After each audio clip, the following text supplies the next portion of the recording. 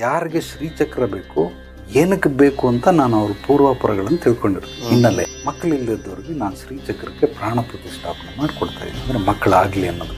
ಒಂದು ದುಶ್ಚಟ ಬಿಟ್ಟ, ಸ್ವಲ್ಪ ಡ್ರಿಂಕ್ಸ್ ಸ್ಮೋಕ್ ಮಾಡೋದು ಅದು ಬಿಟ್ಬಿಟ್ಟ, ಹಾರ್ಡ್ವೇರ್ ಡಿಸ್ಟ್ರಿಬ್ಯೂಷನ್ ಮಾಡ್ತಾಯಿದ್ದೀನಿ. ದೊಡ್ಡ ಗೋಡನ್ ಇಟ್ಕೊಂಡು ಯಾರ್ಯಾರಿಗೆ ಏನೇನು. ಈಗ ಅವ್ರ ಮನೇಲಿ ಏನೋ ಜಗಳ ಆಗ್ತಾಯಿದ್ದೀವಿ, ಶ್ರೀಚಕ್ರ ತೊಗೊಂಡಾದ್ಮೇಲೆ ಬಾಯ ಮಾತಾಡೋ ಹೋಗಲಿ, ಅವರ ಜೀವನ ಅಭಿವೃದ್ಧಿ ಸಮೃದ್ಧಿ ಆಗೋದಕ್ಕೆ ಅದನ್ನು ಹಾಕೊಂಡು ಕೊಟ್ಟಿರ್ತೀನಿ. ಮಕ್ಕಳು ಮದುವೆ ಆಗ್ತಾಯಿದ್ದಾರೆ, ಅದು ಕೆಲವೊಂದು ಸಮಸ್ಯೆಗಳು ಕೊಡ್ತೀನಿ, ತಗೊಂಬರ್ತೀನಿ. ಅದಕ್ಕೆ ಪ್ರಾಣ ಪ್ರತಿಷ್ಠಾಪನೆ ಮಾಡಬೇಕಂದ್ರೆ ಮೊದಲು ಅವ್ರ ಮನೆ ದೇವರು. ನಾನು ಜಾಸ್ತಿ ಫೋಕಸ್ ಮಾಡೋದು solution or result. Life time 3 ತಲೆಮಾರು. ಅದಕ್ಕೋಸ್ಕರ ನಾನು ಅದನ್ನು ಕಾಮಧೇನು ಕಲ್ಪವೃಕ್ಷ ಅಂತ ಕರಿತೀನಿ. ಮನೆ ದೇವ್ರ ಪರ್ಮಿಷನ್ ತಗೊಳ್ಳೋದು ಪ್ರಾಣ ಪ್ರತಿಷ್ಠಾಪನೆ ಮಾಡೋದಕ್ಕೆ ಸಾಧ್ಯವಿಲ್ಲ. ಶ್ರೀಚಕ್ರದಲ್ಲಿ 9 ಲೇಯರ್ಗಳಿವೆ. ಮೊದಲನೇ ಲೇಯರ್ಗೆ ಕೆಲವರಿಗೆ ವಿಶೇಷವಾಗಿ ಅಮಾವಾಸ್ಯೆ ಹುಣ್ಣಿಮೆ ದಿವಸ 2 ದಿವಸ 21 ನಿಮಿಷ ಡೆಡಿಕೇಟೆಡ್ ಆಗಿ ಅದಕ್ಕೆ ಇದ್ಬಿಟ್ರೆ ಸಾಕು. ಮಕ್ಕಳು ಆಗೋದಕ್ಕೆ ಆ ಡಿವೈಸ್ ಇದ್ರೇ ಕೆಲಸ ಮಾಡೋದು. ಸುಮ್ಮನೆ ಮಕ್ಕಳಾಗಲಿ ಅಂದ್ರೆ ಆಗಲ್ಲ. ಒಂದು ಸಲ ಕನೆಕ್ಟ್ ಆಗ್ಬಿಟ್ರೆ ಖಂಡಿತವಾಗ್ಲೂ ಹೇಳಿದ್ದೆಲ್ಲ ಕೊಡ್ತದೆ.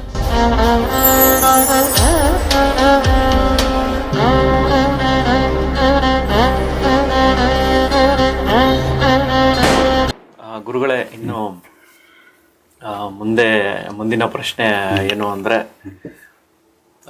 ಈಗಾಗಲೇ ನೀವು ಶ್ರೀಚಕ್ರದ ಬಗ್ಗೆ ಹಲವಾರು ಮಾಹಿತಿ ಕೊಡ್ತಾನೆ ಬರ್ತಾ ಇದ್ದೀರಾ. ಸೊ ಎಷ್ಟು ಅದು ಸಮುದ್ರ ಇದ್ದಂಗೆ ಅಂತ ನೀವೇ ಹೇಳಿದ್ದೀರಾ. ತುಂಬಾನೇ ಮಾತಾಡಿದಷ್ಟು ತುಂಬಾನೇ ಇದೆ ಅಂತ. ಸೊ ಮುಖ್ಯವಾಗಿ ಅದರಲ್ಲಿ ಪ್ರತಿಷ್ಠಾಪನೆ ಶ್ರೀಚಕ್ರ ಪ್ರತಿಷ್ಠಾಪನೆ ಹೇಗೆ ನೀವು ಪ್ರಾಣ ಪ್ರತಿಷ್ಠಾಪನೆ, ಸೊ ಇದ್ರ ಬಗ್ಗೆ ತಿಳಿಸ್ಕೊಡಿ. ಹೇಗೆ ಮಾಡಿಕೊಡ್ತೀರಾ ನೀವು, ಹೇಗೆ ಮಾಡಬೇಕು? ಖಂಡಿತವಾಗಲು ಒಬ್ಬರು ಇವಾಗ ಒಂದು ಉದಾಹರಣೆ, ಡಾಕ್ಟರ್ ಶಾಪ್ಗೆ ಹೋದ್ರೆ ನಾವು ಅಲ್ಲಿ ಫಸ್ಟು ಏನೋ ಕಾಯಿಲೆಗೆ ಡಯಾಗ್ನೋಸ್ಟ್ ಮಾಡ್ತಾರೆ. ಅಂದರೆ ಎಕ್ಸ್ರೇ, ಸ್ಕ್ಯಾನಿಂಗು, ಅದೇನೋ ಯೂರಿನ್ ಚೆಕಪ್ಪು, ಬ್ಲಡ್ ಚೆಕಪ್ಪು, ಒಂದು 108 ಥರ ಚೆಕಪ್ಗಳಿದೆ. ಅದೆಲ್ಲ ಮಾಡಿಸ್ಕೊಂಡು ಬಂದರೆ ರಿಪೋರ್ಟ್ ಬರ್ತದೆ. ರಿಪೋರ್ಟ್ ಬಂದಮೇಲೆ ಅವರು ಏನು ಕಾಯಿಲೆ ಇದೆ ಅಂತ ಕಂಡುಹಿಡಿತಾರೆ. ಅಂದರೆ ಎಷ್ಟೆಷ್ಟು ಪ್ರಮಾಣ ಸೆರಟನ್ ಎಷ್ಟಿದೆ, ವೈಟ್ ಪ್ಲೇಟ್ ಎಷ್ಟಿದೆ, ನೋಡಪ್ಪ ಕ್ಯಾನ್ಸರ್ ನಿನಗೆ 2nd ಲೆವೆಲಲ್ಲಿದೆ, 3rd ಲೆವೆಲಿದೆ, ಅಥವಾ ಕಿಡ್ನಿ ಫೇಲ್ಯೂರ್ ಆಗಿದೆ, ಹಾರ್ಟ್ ಸ್ವಲ್ಪ ವೀಕ್ ಇದೆ, ಏನೋ ನೀರು ತುಂಬ್ಕೊಂಡಿದೆ, ಏನೇನೋ ಹೇಳ್ತಾರೆ. ಅದು ರಿಪೋರ್ಟ್ ಬಂದ ಮೇಲೆ ಹೇಳೋಕ್ಕೆ ಸಾಧ್ಯ. ಅದೇ ಥರನೇ ಯಾರಿಗೆ ಶ್ರೀಚಕ್ರ ಬೇಕು, ಏನಕ್ಕೆ ಬೇಕು ಅಂತ ನಾನು ಅವ್ರ ಪೂರ್ವಾಪರಗಳನ್ನು ತಿಳ್ಕೊಂಡಿರ್ತೀನಿ. ಹಿನ್ನೆಲೆ ಈಗ ಯಾರೋ ಬರ್ತಾರೆ, ಬಂದಿದ ತಕ್ಷಣ ಸುಮಾರು ಜನ ಈಗಲೂ ಪಾಪ ಕಾಲ್ ಮಾಡ್ತಾನೆ. ಮೊದಲನೇದು ಒಂದು ವಿಡಿಯೋ ಮಾಡಿದ್ನಲ್ಲ, ಈಗಲೂ ಮಾಡ್ತಾನೆ, ಶ್ರೀಚಕ್ರ ಬೇಕು ಕೊಟ್ಬಿಡಿ, ಶ್ರೀಚಕ್ರ ನನಗೆ ಅಡ್ರೆಸ್ ಕಳಿಸ್ಬಿಡಿ ಅಂತ. ಅಯ್ಯ, ಅದೆಲ್ಲ ಮಸಾಲೆ ದೋಸೆ ಎಲ್ಲ ಪಾರ್ಸಲ್ ಕಳ್ಸೋಕ್ಕೆ ನಾನು ಅದರದ್ದೊಂದು ಇನ್ನೊಂದು ವಿಡಿಯೋ ಮಾಡಿದ್ದೀನಿ, ನಿಮಗೆ ಮಾಡಿದ್ನಲ್ಲ, ಅದನ್ನು ಅವ್ರಿಗೆ ಕಳಿಸ್ತೀನಿ, ಇದನ್ನು ನೋಡು ಅಂತ. ನೋಡಿದ್ಮೇಲೆ ಸಾರಿ ಗುರುಗಳೇ, ಇದೆಲ್ಲ ಗೊತ್ತಿರಲಿಲ್ಲ ಹಿಂಗೆ ಅಂತ ಹೇಳ್ತಾರೆ. ಬಟ್ ಬಂದರೆ ನೇರವಾಗಿ ಮೊದಲು ಡಯಾಗ್ನೋಸ್ಟ್ ಮಾಡಬೇಕು. ಅವ್ರ ಹಿನ್ನೆಲೆ ಪೂರ್ವಾಪರ ಎಲ್ಲ ತಿಳ್ಕೊಂಡು ಇವ್ರಿಗೆ ಅವಶ್ಯಕತೆ ಇದೆಯಾ ಇಲ್ವಾ ಅಂತ. ಅಕಸ್ಮಾತ್ ಇದೆ ಅಂತಂದರೆ ಖಂಡಿತವಾಗ್ಲೂ ನಾನು ಅವ್ರಿಗೆ ಏನಕ್ಕೆ ಬೇಕು, ಕಾರಣ ಏನಕ್ಕೆ ತಗೊಳ್ಳಿ. ಈಗ ಯಾರಿಗೋ ಒಬ್ರಿಗೆ ಮಕ್ಕಳಿಲ್ಲದವ್ರಿಗೆ ನಾನು ಶ್ರೀಚಕ್ರಕ್ಕೆ ಪ್ರಾಣ ಪ್ರತಿಷ್ಠಾಪನೆ ಮಾಡಿಕೊಡ್ತಾ ಇದ್ದೀನಿ. ಅಂದರೆ ಮಕ್ಕಳಾಗಲಿ ಅನ್ನೋದಕ್ಕೋಸ್ಕರ ಅದನ್ನು ರಚಿಸೋದಕ್ಕೆ ಅವ್ರ ಮನೆ ಹಿನ್ನೆಲೆ ಪೂರ್ವಾಪರ ಅಂದರೆ ರಿಪೋರ್ಟ್ ಬಂದ ನಂತರ ಅದನ್ನು ರಚಿಸೋದಕ್ಕೆ ಸ್ಟಾರ್ಟ್ ಮಾಡ್ತೀನಿ. 48ರಿಂದ 108 ದಿವಸ ಆಗುತ್ತೆ ಶ್ರೀಚಕ್ರ ಮಾಡ್ಕೊಡೋದಕ್ಕೆ. ಅಂದರೆ ನಾನು ರೆಡಿ ಮಾಡಿ ಯಾವುದೂ ಮಡಗೋದಿಲ್ಲ. ಅಂದರೆ ರೆಡಿಮೇಡ್ ಮಾಡಿಬಿಟ್ಟು ಇದು ಬಂದವ್ರಿಗೆ ಆ ಥರ ಕೊಡೋದಿಲ್ಲ. ಪರ್ಟಿಕ್ಯುಲರ್ ಆಗಿ ಈ ಶ್ರೀಚಕ್ರ ಅವ್ರಿಗೆ ಅದನ್ನ ಮಾಡಿದ ಬೇರೆಯವ್ರಿಗೆ ಕೊಡೋಕ್ಕೆ ಸಾಧ್ಯ ಇಲ್ಲ. ಬೇರೆಯವ್ರಿಗೆ ಕೊಡೋದಿಲ್ಲ. ಇಲ್ಲ, ಬೇರೆಯವ್ರಿಗೆ ಕೊಡೋಕ್ಕೆ ಸಾಧ್ಯವೇ ಇಲ್ಲ. ಈಗ ನನ್ನ ಹತ್ರ ನವಗ್ರಹಗಳು ಸಂಬಂಧಪಟ್ಟಂಗೆ 9 ಶ್ರೀಚಕ್ರಗಳನ್ನು ಮಾಡಿಟ್ಬಿಟ್ಟಿದ್ದೀನಿ. ಅದು ಕೆಲವೊಂದು ಸಮಸ್ಯೆಗಳು ಕೊಡ್ತೀನಿ, ತಗೊಂಬರ್ತೀನಿ. ಅದನ್ನು ನಾನು ಮಾರೋದಿಲ್ಲ. ನೀವು ಲಕ್ಷ ಕೋಟಿ ಕೊಟ್ಟರು ಮಾರೋದಿಲ್ಲ. ಅದು ಕೇವಲ ಸಮಸ್ಯೆನ ಬಗೆಹರಿಸುವಂಥ ಶಕ್ತಿ ಇದೆ. ನಾನು ಅದಕ್ಕೆ ಪ್ರಾಣ ಪ್ರತಿಷ್ಠಾಪನೆ ಮಾಡಿ 9 ಗ್ರಹಗಳು, ಸೂರ್ಯ, ಚಂದ್ರ, ಗುರು, ಆ ಥರ ಎಲ್ಲ ಮಾಡಿ ಇಟ್ಬಿಟ್ಟಿದ್ದೀನಿ. ಈಗ ಬೇರೆ ಅವ್ರಿಗೆ ಮಾಡಿಕೊಡ್ಬೇಕಾದ್ರೆ ಅದಕ್ಕೆ ಪ್ರಾಣ ಪ್ರತಿಷ್ಠಾಪನೆ ಮಾಡಬೇಕಾದ್ರೆ ಮೊದಲು ಅವ್ರ ಮನೆ ದೇವರು. ಈಗ ನಿಮ್ಮ ಮನೆ ದೇವರು ಯಾವ್ದು? ನಿಮ್ಮ ಮನೆ ದೇವರು ನಂಜುಂಡೇಶ್ವರ, ಸೊ ಮನೆ ದೇವರು ಅಂದ್ರೆ ಅರ್ಥ ಅದನ್ನು ಹೇಳ್ಬಿಡ್ತೀನಿ. 7 ತಲೆಮಾರುಗಳಿಂದ ಯಾವ್ರನ್ನ ಪೂಜಿಸ್ಕೊಂಬಂದಿರ್ತಾರೆ ಅದೇ ಮನೆ ದೇವರು. 7 ತಲೆಮಾರು ಇರಬೇಕು. ಎಸ್, ನಿಮ್ಮ ತಂದೆ, ಅವ್ರ ತಂದೆ ಆ ಥರ 7ನೇ ತಲೆಮಾರು ವಿಶ್ವ. ಇದನ್ನ ಮನೆ ದೇವರು ಅಂತ ಕರೀತಾರೆ. ಕೆಲವ್ರು ಏನು ಮಾಡ್ತಾರೆ, ಮಧ್ಯದಲ್ಲಿ ತಂದೆನೂ ಹೇಳ್ಕೊಟ್ಟಿರಲ್ಲ, ಅವ್ರು ಯಾರೋ ಬೇರೆಯವ್ರ ದೇವ್ರಿಗೆ ಮೊರೆ ಹೋಗ್ಬಿಡ್ತಾರೆ. ಇಷ್ಟು ದಿವಸ ನಂಜನಗೂಡು ಮಾಡಿ ಇವಾಗ ತಿರುಪತಿ ಮಾಡ್ತಾವ್ರೆ. ಫಾರ್ ಎಕ್ಸಾಂಪಲ್, ಚೇಂಜ್ ಮಾಡಿಬಿಟ್ರು. ಇದು ಮನೆ ದೇವರು ಆಗೋದಿಲ್ಲ. ಎಷ್ಟೊಂದು ಜನಕ್ಕೆ ಇಲ್ಲಿ ಬರೋರು ಆ ಥರ ಚೇಂಜ್ ಮಾಡ್ಕೊಂಡಿರ್ತಾರೆ. ನಾನು ಅದನ್ನು ಅವ್ರಿಗೇನು ಹೇಳಕ್ಕೆ ಹೋಗಲ್ಲ, ಬಟ್ ನನಗೆ ಗೊತ್ತಾಗುತ್ತೆ ಇವ್ರ ಮೂಲ ಮನೆ ದೇವ್ರು ಯಾವುದು ಅಂತ. ಆ ಮನೆ ದೇವ್ರ ಪರ್ಮಿಷನ್ ತಗೊಳ್ದೇ ಪ್ರಾಣ ಪ್ರತಿಷ್ಠಾಪನೆ ಮಾಡೋದಕ್ಕೆ ಸಾಧ್ಯವಿಲ್ಲ. ಕೆಲವರಿಗೆ ಮನೆ ದೇವರೇ ಗೊತ್ತಿಲ್ಲ. ಹೌದು, ಆ ಥರ ಭಾಳಷ್ಟು ವ್ಯಕ್ತಿ ಅಂಥವ್ರಿಗೆ ಗ್ರಾಮ ದೇವತೆಯನ್ನು ಪೂಜೆ ಮಾಡ್ಕೊಂಬಂದಿರ್ತಾರೆ. ಅಂದರೆ 7 ತಲೆಮಾರಿಂದನೂ ಅದು ಯಾವುದೋ ಒಂದು ಊರಲ್ಲಿರ್ತಾರೆ, ಆ ಊರು ಗ್ರಾಮ ದೇವತೆಯನ್ನು ಪೂಜೆ ಮಾಡ್ತಾರೆ. ಕಡೆ ಪಕ್ಷ ಅದನ್ನಾದರೂ ತಿಳ್ಕೊಳ್ಬೇಕು. ಕೆಲವರು ಆರಾಧನೆ ಮಾಡ್ತಾ ಇರ್ತಾರೆ, ಕೆಲವರು ಪೂಜಿಸ್ತಾ ಇರ್ತಾರೆ. ಬಟ್ ಅದನ್ನು ತಿಳ್ಕೊಂಡು ಅವ್ರ ಕಡೆಯಿಂದ ಪರ್ಮಿಷನ್ ತಗೊಂಡೇ ಮಾಡಬೇಕೇ ಹೊರತು ಸುಮ್ಮನೆ ನಾವು ಮಾಡೋಕ್ಕೆ ಸಾಧ್ಯವಿಲ್ಲ. ಈಗ ಶ್ರೀಚಕ್ರದಲ್ಲಿ ಮೂಲವಾಗಿ ಈಗ ನಿಮಗೆ ಶ್ರೀಚಕ್ರ ಮಾಡ್ಕೊಂಡು ನಂಜುಂಡೇಶ್ವರನನ್ನು ಪ್ರಾರ್ಥನೆ ಮಾಡಿ, ಈ ಥರ ನಿಮ್ಮ ವಂಶದ ಕುಡಿ ಅಂತಾರೆ ಅದಕ್ಕೆ, ವಂಶದ ಕುಡಿಗೆ ನಾನು ಶ್ರೀಚಕ್ರ ಮಾಡ್ತಾಯಿದ್ದೀನಿ, ದಯವಿಟ್ಟು ನನಗೆ ಶಕ್ತಿ ಚೈತನ್ಯ ಕೊಡಿ ಅಂತ ಪ್ರಾರ್ಥನೆ ಮಾಡಿ, ಅದಾದ ನಂತರ ನಂದು ಏನು ಸಿಸ್ಟಮ್ ಪ್ರೋಸೆಸ್ ಇದೆ ಅದನ್ನು ಮಾಡಬೇಕು. ಶ್ರೀಚಕ್ರದಲ್ಲಿ 9 ಲೇಯರ್ಗಳಿದೆ. ಮೊದಲನೇ ಲೇಯರ್ಗೆ ಚಕ್ರಗಳ ಅಂದರೆ ಯಂತ್ರಗಳನ್ನು ಬರೆದಾಕ್ಬೇಕಂದ್ರೆ ಕಾಪರಲ್ಲಿ ಅವ್ರ ಮನೆಗೆ ಸಂಬಂಧಪಟ್ಟಿದ್ದೆಲ್ಲವೂ ಕೂಡ. ಅದಕ್ಕೆ ಉದಾಹರಣೆಗೆ ಕೆಲವೊಂದೆಲ್ಲ ಅಳತೆಗಳು ಬೇಕು. ಅವರಿರೋದು ಸ್ವಂತ ಮನೆನಾ, ಬಾಡಿಗೆ ಮನೆನಾ, ಸೈಟ್ ಇದೆಯಾ, ಜಮೀನಿದೆಯಾ, ಜಮೀನು ಏನಾದರೂ ಪಿತ್ರಾರ್ಜಿತ ಸ್ವತ್ತಿದ್ರೆ ಶ್ರೀಚಕ್ರಕ್ಕೆ ಇನ್ನೂ ಅನುಕೂಲ ಮಾಡೋಕ್ಕೆ. ಯಾವ ಪಿತ್ರಾರ್ಜಿತ ಸ್ವತ್ತಿಲ್ಲ, ಫಾರ್ ಎಕ್ಸಾಂಪಲ್ ನಿಮ್ಮ ತಂದೆದು ಇಲ್ಲ, ತಾತಂದು ಏನೂ ಇಲ್ಲ, ಹೆಂಡತಿ ಮನೆ ಕಡೆನೂ ಏನೂ ಇಲ್ಲ, ಹಿಂಗಿದ್ರೆ ಸ್ವಲ್ಪ ಕಷ್ಟ. ಯಾಕೆ ಗುರುಗಳ ಅದು ಏನಕ್ಕೆ? ರೀಸನ್ ಏನು ಅಂದರೆ ಹಳೇದನ್ನು ಸಪೋರ್ಟಿಗೆ ತಗೊಳ್ಬೋದು. ಈಗ ನಿಮಗೆ ಕಾರ್ ಕೆಟ್ಟೋಗ್ಬಿಟ್ಟಿದೆ, 4 ಜನ ಬಂದು ತಳ್ಳಿದ್ರೆ ಈಸಿಯಾಗಿ, ಒಬ್ಬನೇ ತಳ್ಳು ಅಂದರೆ ಎಲ್ಲಿಂದ ತಳ್ಳೋದು? ಅದು ಒಂದು 4 ಹಣ ಬಾಣ ಸ್ವಲ್ಪ ತಳ್ಳು ಅಂತ 4 ಜನ ಕೈ ಹಾಕಿದ್ರೆ ಜಲ್ದಿ ಸ್ಟಾರ್ಟ್ ಆಗಿಬಿಡ್ತದೆ. ಅದಕ್ಕೆ ಪಿತ್ರಾರ್ಜಿತ ಸ್ವತ್ತು ಏನಾದರೂ ಇದ್ದರೆ ಈ ಮನೆ ದೇವರು, ಕುಲದೈವ, ಆರಾಧ್ಯ ದೈವ, ಅದೃಷ್ಟ ದೈವ ಅನ್ನೋ 3 ದೈವಗಳಿರ್ತವೆ. ಯಾವುದನ್ನು ಒಂದು ತಿಳ್ಕೊಂಡು ಅದ್ರ ಮೂಲಕನೇ ಪರ್ಮಿಷನ್ ತೊಗೊಂಡು ಮಾಡೋದಕ್ಕೆ ಶುರು ಮಾಡಬೇಕು. ಏನು ಪ್ರಾಬ್ಲಮ್ಗೆ ತಗೊಳ್ತಾ ಇದ್ದಾರೆ ಅದಕ್ಕೆ ಪ್ರಾಣ ಪ್ರತಿಷ್ಠೆ ವಾರದಲ್ಲಿ 2 ದಿವಸ, ವಿಶೇಷವಾಗಿ ಮಂಗಳವಾರ, ಶನಿವಾರ, ಅಮಾವಾಸ್ಯೆ, ಹುಣ್ಣಿಮೆ, ಉತ್ತರಾಯಣ, ದಕ್ಷಿಣಾಯನ, ಈ 6 ಅಂದರೆ ವಾರದಲ್ಲಿ 2, ತಿಂಗಳಲ್ಲಿ 2, ವರ್ಷದಲ್ಲಿ 2 ನಂದಿಲ್ಲಿ ಮೂಲವಾದ ಧ್ಯಾನ ಕ್ರಿಯೆ, ಯೋಗ ಕ್ರಿಯೆಗಳು ನಡೆಯುತ್ತೆ.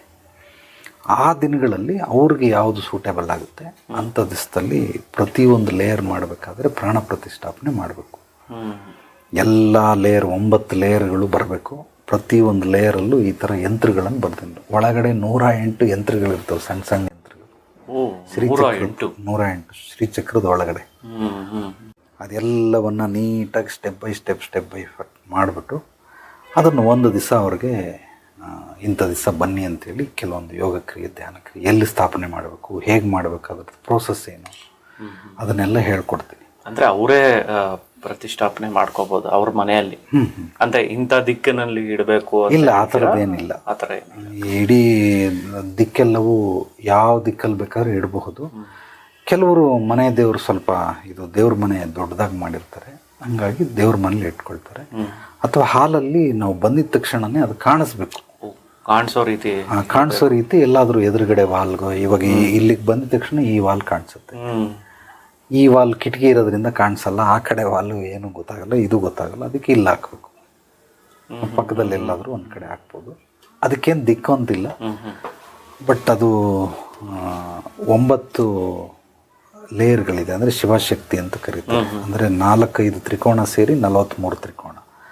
ಆ 9 ತ್ರಿಕೋಣದಲ್ಲಿ ನನ್ನ ಐ ಲೆವೆಲ್ ಯಾವುದಾದ್ರೂ ಬರಬೇಕು. ಹೈಟ್ ಈಗ ಇಷ್ಟು ದೊಡ್ಡದು ತ್ರಿಕೋಣ, ಈ 9ರಲ್ಲಿ ಯಾವುದಾದ್ರೂ ಹಿಂಗೆ ಹಾಕೋಬೇಕು. ಇಲ್ಲಿಂದ ಹಾಕ್ಬೋದು, ಇಲ್ಲಿಂದ ಹಾಕ್ಬೋದು, ಆ ಥರ. ಅದು ಅವ್ರಿಗೆ ಹೇಳ್ತೀನಿ ಹಿಂಗೆ ಪ್ರತಿಷ್ಠಾಪನೆ ಮಾಡ್ಬೇಕು ಏನಂತ. ಅದಕ್ಕೇನು ಪೂಜೆ ಪುನಸ್ಕಾರ ಆ ಥರದ್ದೆಲ್ಲ ಏನೂ ಇರೋದಿಲ್ಲ. ಬಟ್ ಯೋಗ ಕ್ರಿಯೆ, ಧ್ಯಾನ ಕ್ರಿಯೆ ಪರ್ಟಿಕ್ಯುಲರ್ ಆಗಿರುತ್ತೆ. ಕೆಲವರಿಗೆ ವಿಶೇಷವಾಗಿ ಅಮಾವಾಸ್ಯೆ, ಹುಣ್ಣಿಮೆ ದಿವಸ ಒಂದು 21 ನಿಮಿಷಗಳ ಧ್ಯಾನ ಕ್ರಿಯೆಗಳನ್ನು ಹೇಳ್ಕೊಟ್ಟಿರ್ತೀನಿ. ಅದನ್ನು ಅವರು ಅಮಾವಾಸ್ಯೆ, ಹುಣ್ಣಿಮೆ ದಿವಸ ಮಾಡಿದ್ರೆ ಸಾಕು. ತಿಂಗಳಲ್ಲಿ 2 ದಿವಸ 21 ನಿಮಿಷ ಡೆಡಿಕೇಟೆಡ್ ಆಗಿ ಅದಕ್ಕೆ ಇದ್ಬಿಟ್ರೆ ಸಾಕು. ಡೈಲಿ ಬೇಕಾದ್ರೂ ಮಾಡ್ಬೋದು ಅವ್ರ ಇಚ್ಛೆ. ಬಟ್ ಪರ್ಟಿಕ್ಯುಲರ್ ಆಗಿ ಈ 2 ದಿವಸಗಳು ವಿಶೇಷವಾಗಿ ಅವರು ಅದಕ್ಕೆ ಯೋಗ ಕ್ರಿಯೆ, ಧ್ಯಾನ ಕ್ರಿಯೆ ಮಾಡಿದ್ರೆ ಸಾಕು, ಅದ್ಭುತವಾಗಿ ಕೆಲಸಕ್ಕೆ ಬರ್ತದೆ. ಸೊ ಇದು ಮೂಲವಾಗಿರುವಂಥದ್ದು. ಇನ್ನೊಂದು ಬಂದು ಅವ್ರಿಗೆ ಏನು ಪ್ರಾಬ್ಲಮ್ ಇದೆಯಲ್ಲ, ಆ ಪ್ರಾಬ್ಲಮ್ನ ಸಾಲ್ವ್ ಮಾಡೋದಕ್ಕೋಸ್ಕರ ಅದರಲ್ಲಿ ಕೆಲವೊಂದು ಡಿವೈಸ್ಗಳು, ಫಾರ್ ಎಕ್ಸಾಂಪಲ್ ಇವಾಗೆಲ್ಲ ಅದೇನದು modern Alexa Alexa play the song ಅಂದರೆ ಪ್ಲೇ ಮಾಡ್ತದೆ. ಹೌದು ಹೌದು. Alexa of the light off ಅಂದರೆ ಲೈಟ್ ಆಫ್ ಆಗುತ್ತೆ. ಕ್ಲೋಸ್ ದ ಸ್ಕ್ರೀನ್, ಅದು ಏನೋ ಹೇಳ್ತಾರೆ, ಮಾಡರ್ನ್ ಹೌಸ್ ಅಂತ ಹೇಳ್ತಾರೆ ಅದಕ್ಕೆ. ಸಾಮಾನ್ಯ ಹಿಂಗೆ ಚಪ್ಪಾಳೆ ತಟ್ಟಿದ್ರೆ ಲೈಟ್ ಆಫ್, ಲೈಟ್ ಆನ್, ಹೊಸ ಅಪ್ಗ್ರೇಡ್ ಆಗ್ತಾನೆ. ಇದೆಲ್ಲ ಏನು ಅಂದ್ರೆ ಅದೊಂದು ಚಿಪ್ ಕೊಟ್ಟಿರ್ತಾನೆ. ಆ ಚಿಪ್ಪಿಂದ ಇದೆಲ್ಲವೂ ಕೂಡ ಮೂವ್ ಆಗ್ತಾ ಇರ್ತದೆ. ಲೈಟು, ಫ್ರಿಡ್ಜು, ಸ್ಕ್ರೀನು, ಏನೇನಿದೆ ಇದೆಲ್ಲ ಓಪನ್ ಆಗ್ತಾ ಇರ್ತದೆ.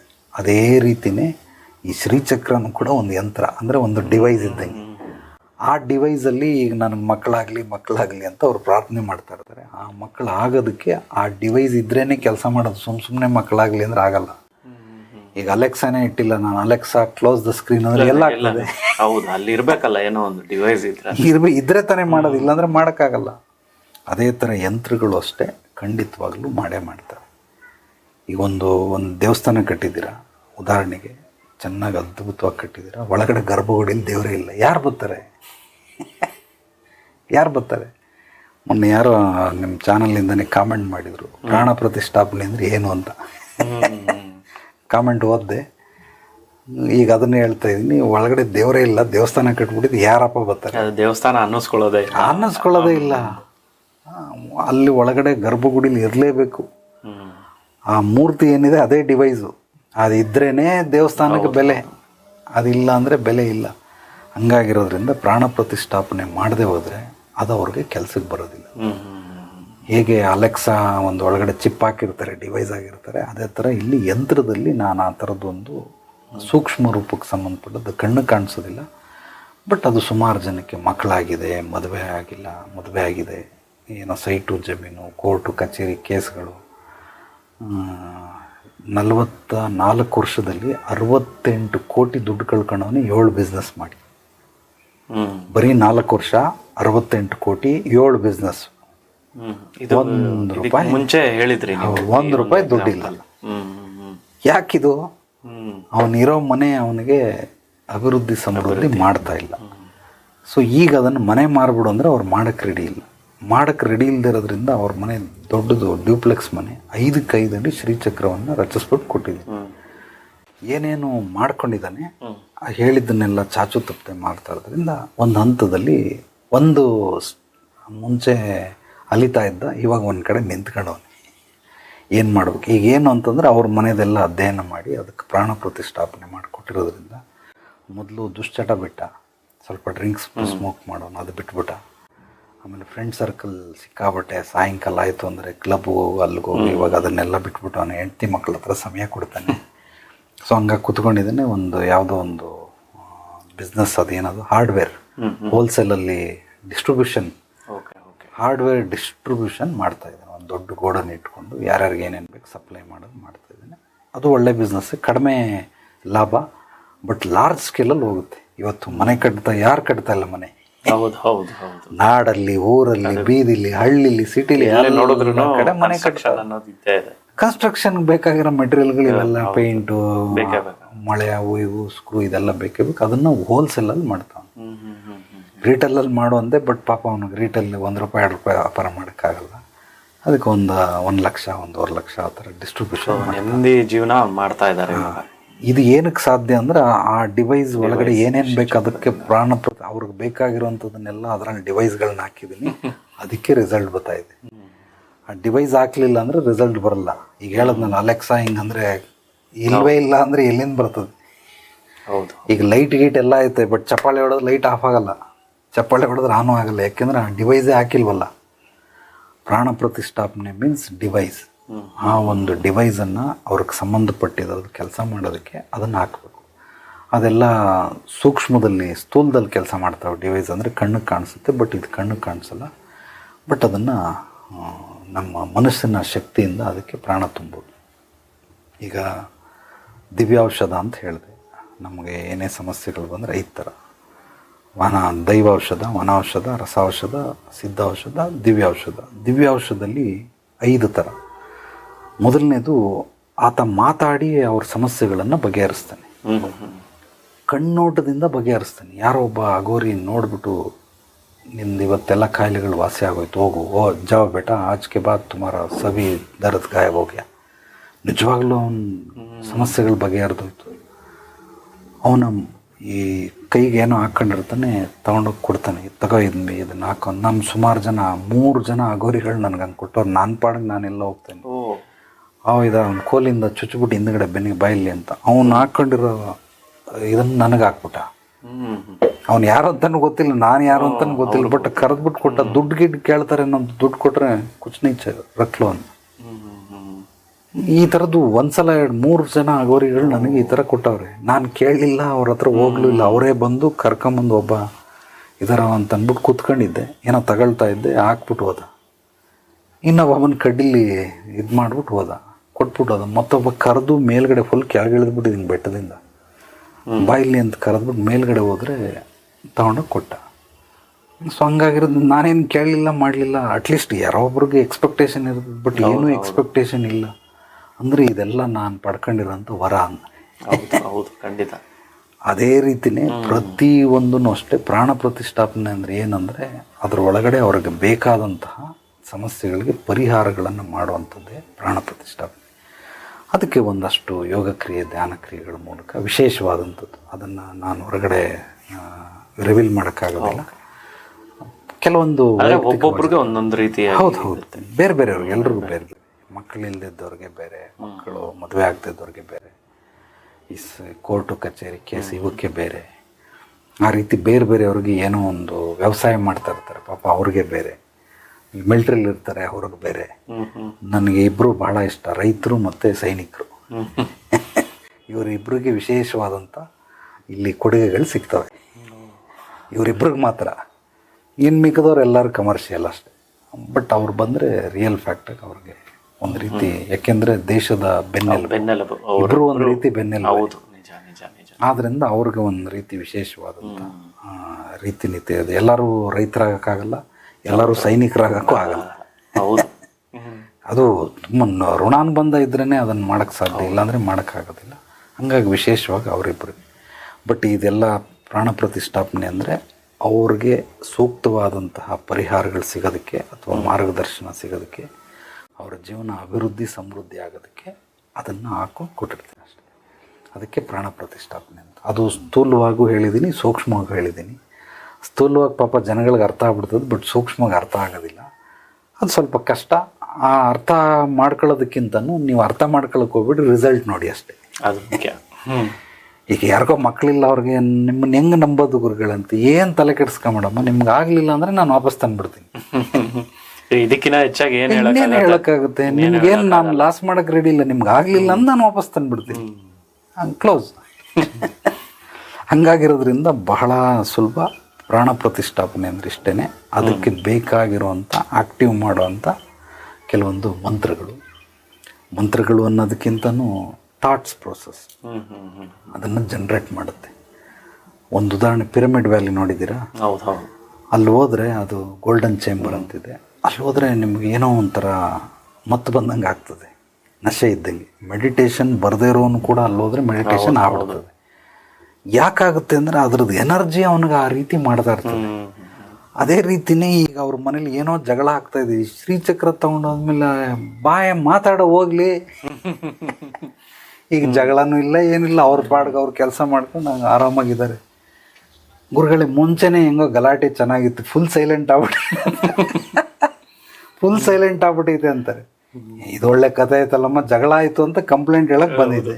ಸೈಲೆಂಟ್ ಆದ್ರೂ ಕಷ್ಟ. ಈಗ ಮುಂಚೆನೆ ಚೆನ್ನಾಗಿತ್ತು ಅಂದ್ರೆ ಕೊಟ್ಬಿಡಂಗ ತಗೊಂಬಂತ. ಬೇಡ ಅಂದ್ರೆ ಏನು ಮಾಡ್ಬೇಕು ಹೇಳಿ ಅಂತ. ಮೊದಲು ಗಲಾಟೆ ಇತ್ತು, ಇವಾಗ ಗಲಾಟೆ ಇಲ್ದಂಗೆ ಮಾಡಿದೆ. ಮುಂದೆ ಮಾತಾಡ್ತಾರನ್ನು ಮಾಡ್ತದೆ. First step, second step, third step ಅಂತ ಇರ್ತದೆ. ನಿಧಾನವಾಗಿ ಹೇಳ್ಕೊಟ್ಟಿದ್ದು ಧ್ಯಾನ ಕ್ರಿಯೆ, ಯೋಗ ಕ್ರಿಯೆಗಳನ್ನು ಮಾಡ್ತಾಯಿರಿ. ಡೆಫಿನೆಟ್ಲಾಗಿ ಆಗ್ತದೆ. ಅಂದರೆ ಅದೇನಂದರೆ ರಿಯಲ್ ಫ್ಯಾಕ್ಟಲ್ಲಿ ಕಾಮದೇನು ಅಂತ ಬಯಸಿದ್ದೆಲ್ಲ ಕೊಡ್ತದೆ ಅಷ್ಟೇ. ಇಲ್ಲ ಕಲ್ಪವೃಕ್ಷ ಅನ್ಕೊಳ್ಳಿ, ನೀನು ಏನೇನು ಕೇಳ್ತೆ ವೃಕ್ಷಕ್ಕೆ ಆ ಬಾಯಿ ಇದು ಕೊಡೆಯ ಅಂತಂದರೆ ಕೊಡ್ತದೆ. ಬಟ್ ಅದು ಕತೆಗಳಲ್ಲಿ ನೇರವಾಗಿ ಕೊಡ್ತದೆ, ಇದು ನೇರವಾಗಿ ಕೊಡೋದಿಲ್ಲ. ನಿಮ್ಗೆ ಆಗಬೇಕಾಗಿರೋಂಥದ್ದು ಬರ್ತದೆ. ಒಂದು ಉದಾಹರಣೆ, ಯಾರಿಗೊಬ್ರು ಮನೆ ಕಟ್ತವ್ರೆ, ಪಾಪ ಮನೆ ನಿಂತೋಗ್ಬಿಟ್ಟಿದೆ, 11 ತಿಂಗಳಾಗಿದೆ. ಅವ್ರಿಗೆ ಶ್ರೀಚಕ್ರ ತಗೊಂಡು ಕೊಡೋಕ್ಕಿಂತ ಮುಂಚೆ ಬ್ಯಾಂಕಲ್ಲಿ ಸುಮಾರು 6-7 ಬ್ಯಾಂಕಲ್ಲಿ ಲೋನ್ಗೆ ಅಪ್ಲೈ ಮಾಡಿದರೆ ಎಲ್ಲೂ ಸಿಗಲಿಲ್ಲ. ಅದರಲ್ಲಿ ಒಂದು 5 ಲಕ್ಷ ತಿನ್ಬಿಟ್ಟವ್ರು, ಯಾರೋ ಬ್ರೋಕರ್ಗಳೆಲ್ಲ ತಿನ್ಬಿಟ್ಟವ್ರು. ನನ್ನ ಹತ್ರ ಬಂದರು, ಗುರುಜಿ ಹಿಂಗೆ ಮನೆ ನಿಂತ್ಕೊಂಬಿಟ್ಟಿದೆ ಅಂತ. ಶ್ರೀಚಕ್ರ ತೊಗೊಂಡೋಗಿ ಅವ್ರ ಮನೇಲಿ ಪ್ರಾಣ ಪ್ರತಿಷ್ಠಾಪನೆ ಮಾಡಿ ಏನೇನು ಯೋಗಕ್ರಿಯೆ ಧ್ಯಾನಕ್ರಿಯೆ ಹೇಳ್ಕೊಟ್ಟೆ. ಇದಾದಮೇಲೆ ನಿಂದು 3 ತಿಂಗಳೊಳಗಡೆ ಲೋನ್ ಬರ್ತದಪ್ಪ ಅಂತ. ಈಗ ಅದನ್ನು ಪ್ರಾಣ ಪ್ರತಿಷ್ಠಾಪನೆ ಮಾಡಿಲ್ಲದ್ರೆ ಆ ರಿಸಲ್ಟ್ ಸಿಗೋದಿಲ್ಲ ಅಲ್ಲಿ. 3 ತಿಂಗಳಲ್ಲಿ ಸಿಗ್ತದೆ, 108 ದಿವಸದಲ್ಲಿ ಸಿಗ್ತದೆ ಅಂತ. ಅವ್ನು ಬಂದು 53 ದಿವಸಕ್ಕೆ ಕೇಳಿದ, ಗುರುಜಿ ಆಯಿತು ಗುರುಜಿ, ಫೋನ್ ICICI ಬ್ಯಾಂಕಿಂದ ಲೋನ್ ಆಯ್ತು ನನಗೆ. ಇದು ಹೆಂಗಾಗ್ಬಿಡ್ತು. ಈಗ ನಾನು ಹೆಂಗೆ ಹೇಳಿದೆ, ಹೋಗಲಿ ನನಗೆ ಗೊತ್ತಲ್ಲಿ ಏನು ಪ್ರಾಬ್ಲಮ್ ಇದೆ, ಆಮೇಲೆ ಖಂಡಿತವಾಗ್ಲೂ ಸಾಲ್ವ್ ಮಾಡೋದಕ್ಕೆ ಇದನ್ನೇ ಪ್ರಾಣ ಪ್ರತಿಷ್ಠಾಪನೆ ಅನ್ನೋದು. ಪ್ರಾಣ ಪ್ರತಿಷ್ಠಾಪನೆ ಅಂದರೆ ನಿಮ್ಗೆ ಅದರಿಂದ ಫಲಿತಾಂಶ ಸಿಕ್ತು ಅಂತ. ನಾನು ಜಾಸ್ತಿ ಫೋಕಸ್ ಮಾಡೋದು ಸೊಲ್ಯೂಷನ್ ಆರ್ ರಿಸಲ್ಟ್. ಇನ್ನು ಬೇರೆ ಏನು ಹೇಳಕ್ಕೆ ಹೋಗೋದಿಲ್ಲ, ಇನ್ನೇನು ಮಾತಾಡೋಕ್ಕೆ ಹೋಗೋದಿಲ್ಲ. ಹಿಂಗಿದೆ, ಹಿಂಗೆ ಮಾಡ್ಕೊಳ್ಳಿ ಅಷ್ಟೇ. ಶ್ರೀಚಕ್ರದ ಮಹಿಮೆ. ಶ್ರೀಚಕ್ರ ನಿಜವಾಗ್ಲೂ ಅಲ್ಟಿಮೇಟ್. ಅದೇನು ಅಂದರೆ, ಈಗ ನಿಮ್ದು ಏನೋ ಒಂದು ಜ್ಯೂಸ್ ಬಾಟ್ಲು ತೊಗೊಂಡೋಗ್ತೀರಿ, ಎಷ್ಟು ದಿವಸ ಇರ್ತದೆ ಆ ಜ್ಯೂಸ್ ಬಾಟ್ಲು? ಅಷ್ಟೇ, ಇನ್ನೊಂದು ಸ್ವಲ್ಪ ಎಕ್ಸ್ಪೈರಿ ಡೇಟ್ ಅಷ್ಟೇ, ಒಂದು 4-5 ದಿವಸ, ಒಂದು ವಾರ. ನೀವು ಏನೇ ತಂದ್ರೂ ಕೂಡ ಟೆಂಪ್ರವರಿಗೆ ಇರ್ತಾವದು. ನೀವು ಏನೋ ಒಂದು ಪೂಜೆ ಮಾಡಿಸ್ತೀರಾ, ಅಗ್ನಿಹೋತ್ರ ಮಾಡಿಸ್ತೀರಾ, ಅಥವಾ ಯಾವುದೋ ಒಂದು ಹೋಮ ಮಾಡಿಸ್ತೀರಾ, ಅದು ಟೆಂಪ್ರವರಿಗೆ ಇತ್ತು, ಹೋಗ್ಬಿಡ್ತು. ಈ ಶ್ರೀಚಕ್ರ ಹಂಗಲ್ಲ, ಲೈಫ್ ಟೈಮ್, 3 ತಲೆಮಾರು. ಅದಕ್ಕೋಸ್ಕರ ನಾನು ಅದನ್ನು ಕಾಮಧೇನು ಕಲ್ಪವೃಕ್ಷ ಅಂತ ಕರಿತೀನಿ. ಕೆಲವೊಂದು ಅದರಿಂದ ಹೆಂಗೆ ಹೊರ ಪಡ್ಕೊಳ್ಳೋದು ಅನ್ನೋದು ಹೇಳ್ಕೊಟ್ಟಿರ್ತೀನಿ. ಅದನ್ನು ಕಲ್ತ್ಕೊಳ್ಳಿ, ಚೆನ್ನಾಗಿ ಕನೆಕ್ಟ್ ಆಗಿ ಅದ್ರ ಜೊತೆಗೆ. ಅದಕ್ಕೆ ಶ್ರದ್ಧೆ ಭಕ್ತಿ ಬೇಕು, ಪ್ರೀತಿ ವಿಶ್ವಾಸ ಇರಬೇಕು, ನಂಬಿಕೆ, ಪ್ರೀತಿ ಗೌರವ, ನಂಬಿಕೆ ವಿಶ್ವಾಸ ಇರಬೇಕು. ಇದ್ದರೆ ಒಂದು ಸಲ ಕನೆಕ್ಟ್ ಆಗಿಬಿಟ್ರೆ ಖಂಡಿತವಾಗ್ಲೂ ಹೇಳಿದ್ದೆಲ್ಲ ಕೊಡ್ತದೆ. ಸ್ವಲ್ಪ ನಿಧಾನ ಆದರೂ ಪರವಾಗಿಲ್ಲ, ಖಂಡಿತವಾಗ್ಲೂ ಕೊಡ್ತದೆ. ಬಟ್ ಮೂಲ ಸಮಸ್ಯೆಗೆ ಏನು ತೊಗೊಂಡೋಗಿದ್ರೆ ಅದು ಬಂದೇ ಬರ್ತದೆ. ಅದಾದಮೇಲೂ ಕೂಡ ನಿಮಗೆ 3 ತಲೆಮಾರುಗಳು ಕಂಟಿನ್ಯೂ ಮಾಡ್ಕೊಂಡು ಹೋಗ್ಬೋದು. ಅದೇನು ಕೊಳ್ತೋಗೋಂಥದ್ದಲ್ಲ, ಅದು ಯಾವುದೇ ರೀತಿ ಹಾಳಾಗುವಂಥದ್ದು ಅಲ್ಲವೇ ಅಲ್ಲ. ಹಂಗಾಗಿ ನೀವು ನಿಮ್ಮ ಮಕ್ಕಳು, ಮೊಮ್ಮಕ್ಕಳು, ಮರಿ ಮಕ್ಕಳು ಬೇಕಾದ್ರೆ ಇಟ್ಕೋಬೋದು. ಬಟ್ ಅಷ್ಟೊಂದು ಲಾಂಗ್ ಬೇಡ, ನಮ್ಮ ಲೈಫ್ ಟೈಮ್ವರೆಗೂ ಇದ್ದರೆ ಸಾಕು. ಅಷ್ಟಿದ್ರೆ ಸಾಕು, ಅದ್ಭುತವಾಗಿ ಮಾಡ್ಬೋದು. ಬಟ್ ಅದನ್ನೆಲ್ಲ ಅಧ್ಯಯನ ಮಾಡಬೇಕೆ ಹೊರತು ಯಾರಿಗೂ ನಾನು ರೆಡಿಮೇಡ್ ಮಾಡೋದಕ್ಕೆ ಸಾಧ್ಯ. ಇದಾಗಿತ್ತು ವೀಕ್ಷಕರೇ ಇವತ್ತಿನ ಒಂದು ವಿಷಯ. ಅದ್ಭುತವಾಗಿ ಶ್ರೀಚಕ್ರದ ಬಗ್ಗೆ, ಥರ್ಡ್ ಐ ಬಗ್ಗೆ, ಹಾಗೆ ಇನ್ನಷ್ಟು ಹಲವಾರು ವಿಷಯಗಳ ಬಗ್ಗೆ ಬಹಳ ಅದ್ಭುತವಾಗಿ ಗುರುಗಳು ನಮಗೆ ತಿಳಿಸ್ಕೊಟ್ಟಿದ್ದಾರೆ.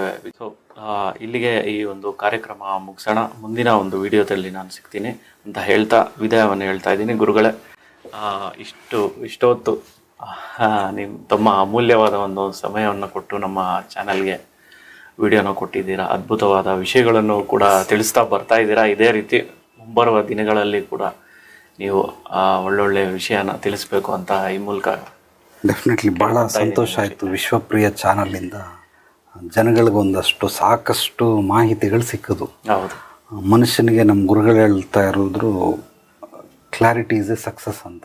ಯಾರ್ಯಾರಿಗೆ ಎಷ್ಟು ಕ್ಲಾರಿಟಿ ಸಿಗ್ತದೆ ಅವ್ರು ಮುಂದೆ ಬೆಳಿತಾ ಇರ್ತಾರೆ. ಕ್ಲಾರಿಟಿ ಇಲ್ಲದಿದ್ರೆ ನಿಂತ ಜಾಗದಲ್ಲಿ ನಿಂತಾರೆ. ಹೀಗಾಗಿ ಅದ್ಭುತವಾದ ಕೆಲಸವನ್ನು ಮಾಡ್ತಾ ಇದ್ದೀರಾ.